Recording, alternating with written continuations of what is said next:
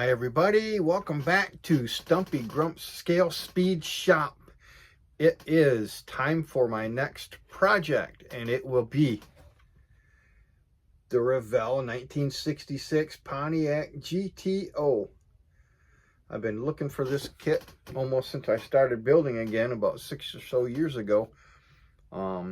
Looks really nice. Really like the body style of the GTO. But it's been kind of hard to find up until last year when I managed to grab it from HobbyLink on an order I got from HobbyLink. Initial looking at it, it shows it's a really nice looking kit from what I can gather. I got a feeling it's going to fit together pretty good and everything's going to go together smoothly, I hope. Knock on wood. I do have a color in mind for it. I don't start a kit unless I have an absolute color in mind. Every once in a while I will call an audible on the fly and change the color, but usually not. So this one I have a color in mind for. I cannot wait to get started on it. So let me rotate the camera here and we'll take a look at what's inside.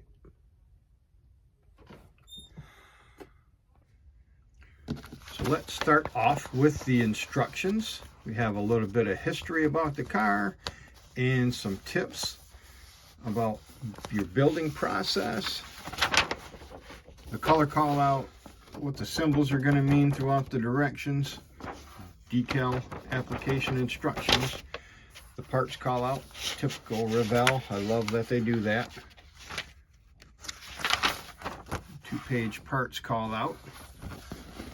And nicely designed and descriptive instructions. Should be no real confusion as to where things go and how they fit. Up to decal placement, which there's not many, and we'll get to those right now. We have 3 different color pinstripes: red, white, and black. License plates, 4 to choose from, GTO emblems and markers, the Pontiac emblem, the wood grain for the dash, very cool, and the GTO for the dash. It looks like the heater control stuff there, maybe the radio dial, gauges, another gauge, floor mats. Not sure if I'm going to use the floor mats though. I think with the color interior I'm using, I don't think the floor mats are going to look too hot. But that's the decals. Not a lot, like I said, but very nice. You have what's necessary for a car like that. We'll move to the clear parts, where we have the tail lights in the red clear.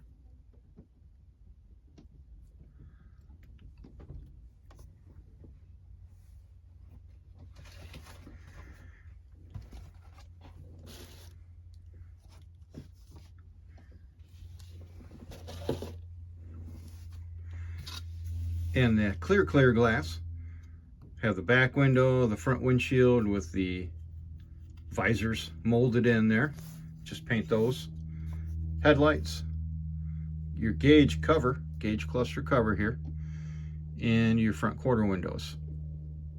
Turn signals, I'm guessing, right there.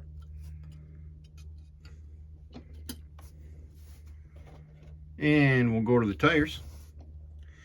We have plain black walls on one side and Tampo printed red lines on the other. So either way you want to do it, you want to just have black walls or put some white letter decals on them, you do it right there.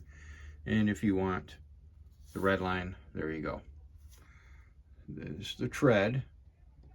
We've seen these tires in a bunch of other kits before, so nice looking treads. Good looking tires. To the chrome tree we go. 2 sets of wheels. I guess they're the Hurst wheels as an option, and the Pontiac GTO rallies.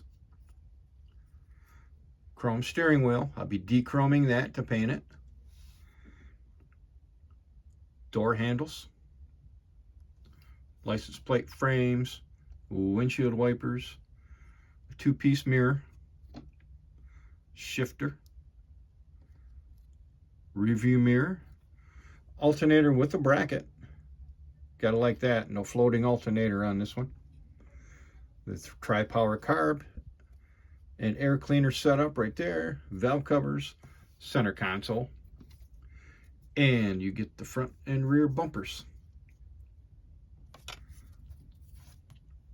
And headlight and grille, of course.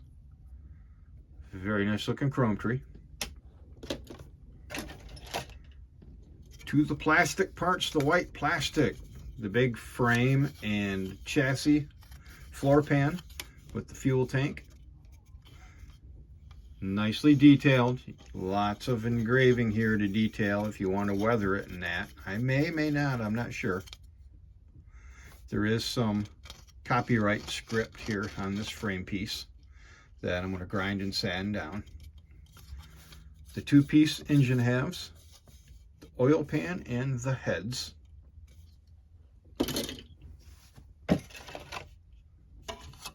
To the interior parts, the interior tub with the seat, back seat molded in the package shelf here. Got a little foot thing here. Radiator and starter. Front suspension A-arms and the rear end with the traction bars there, whatever you want to call them. The front seat and seat backs.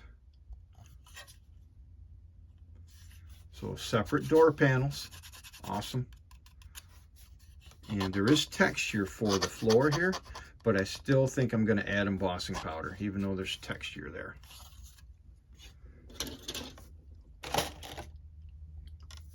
Sticking with the interior, we have a dashboard. Nicely engraved. Nice looking dashboard. There's where the gauges and that gauge cover will go. They're going to go in from the back, I'm going to guess. We have some suspension parts.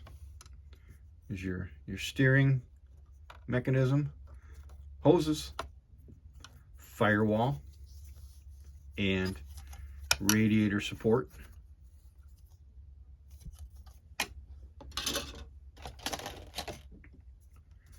This one has the exhaust, 2-piece exhaust manifolds, drive shaft, wheel backs, the fan, pedals for the interior. It's always nice when pedals are separate and they're not molded into the floorboard or whatnot.